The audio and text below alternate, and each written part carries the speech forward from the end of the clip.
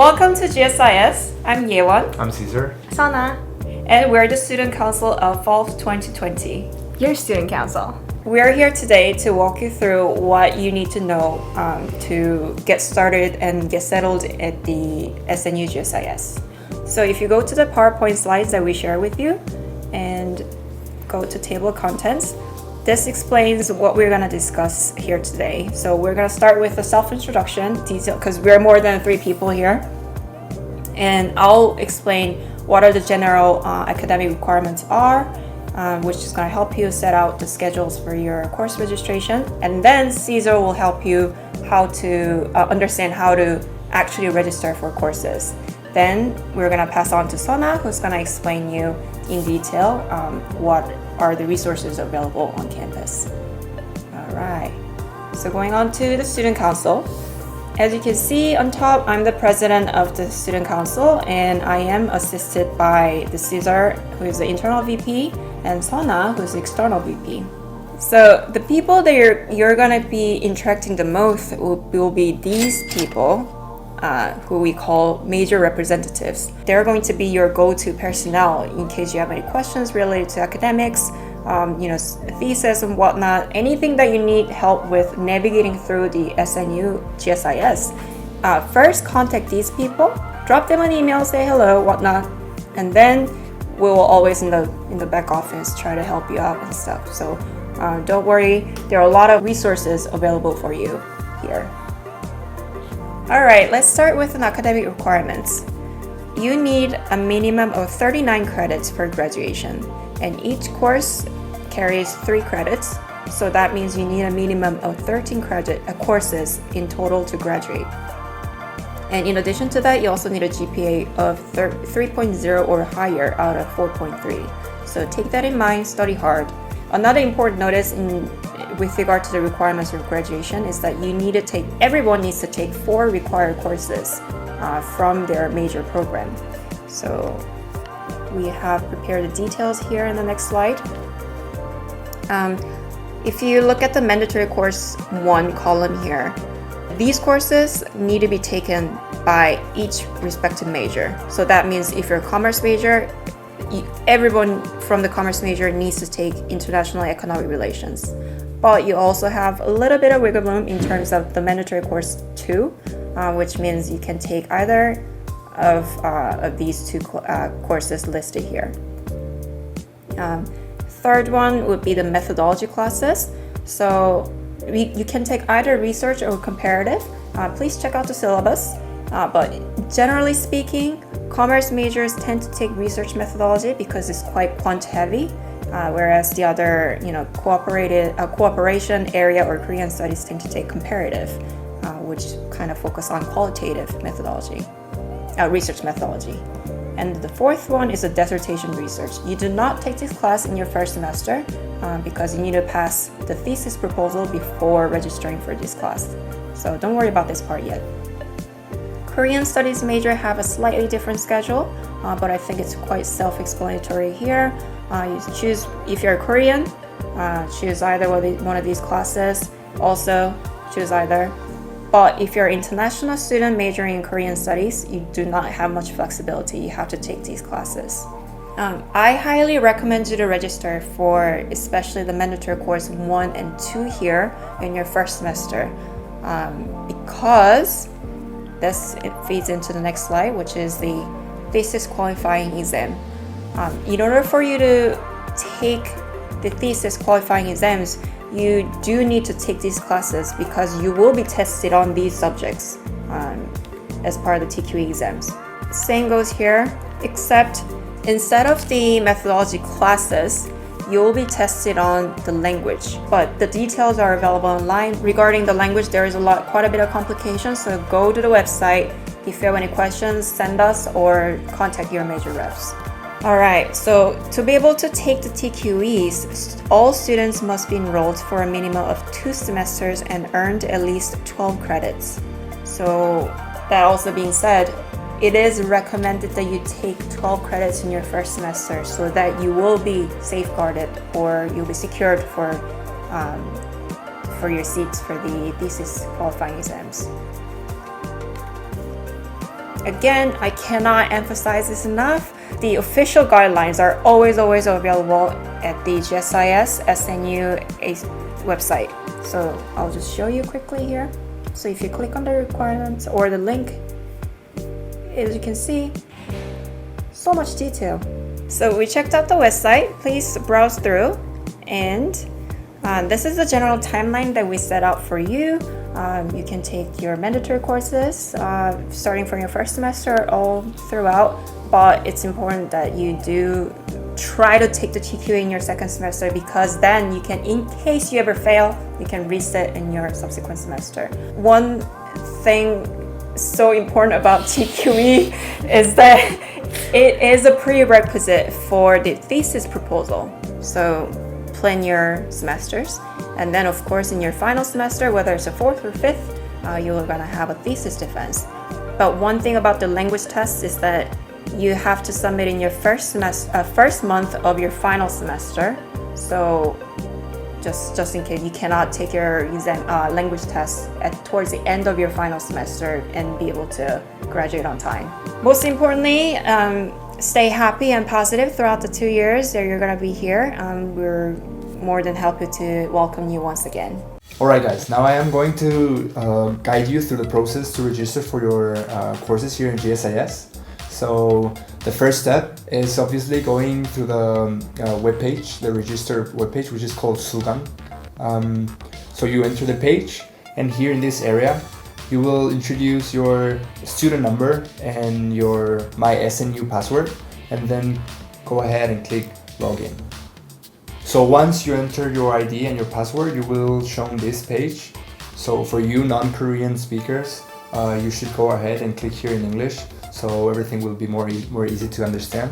So first of all, the first important piece of information that we have here is all the timing periods here. So you will know when to do the pre-registration, when to do the registration. Pre-registration is in no time, is this Friday. So keep that in mind, and I will guide you how to do the pre-registration. But let me also first of all highlight that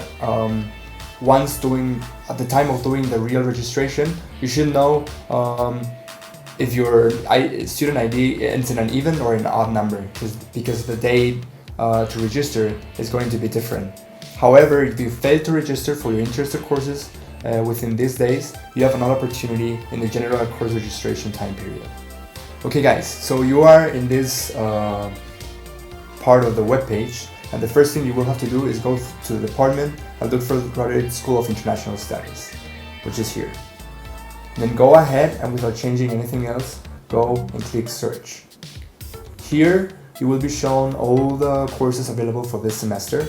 So let's go ahead and look for our interested courses. As Yewon mentioned before, you should prioritize, freshmen should prioritize all those courses that are mandatory, so you will be able to take the TQE later on and everything will run smoothly. So since I'm Korean Studies, I'm going to look for the Korean History class. So here is Korean History. So what I will do now is save this class by clicking here and just save this as classes of interest. Saved. So once here, you will be able to see all the classes that you save as classes of interest. This will facilitate the pre-registration period when the time comes. It is very important to pre-register because at the time of real registration, you will only be able to choose among the classes that you save as pre-registration classes. So make sure to pre-register for your courses. So after your pre-registration is completed successfully, you will have to wait for the registration period and then confirm your registration classes. In order to register when the time comes, you have to select the class that you're interested in. Let's go for My Korean History here. And then you will have to prove that you're not a robot by clicking the numbers that are shown here and clicking course registration. Now it won't work because we are not within the time period for registration class, but it will work. To add on everything that I told you guys, you can finally check here on timetable and you will be shown where your classes are saved. So in order to see your schedule, this is a very useful tool. Oh, that's all from me from the time being, so I'm gonna leave you guys with Suna here to tell you some important information about the campus.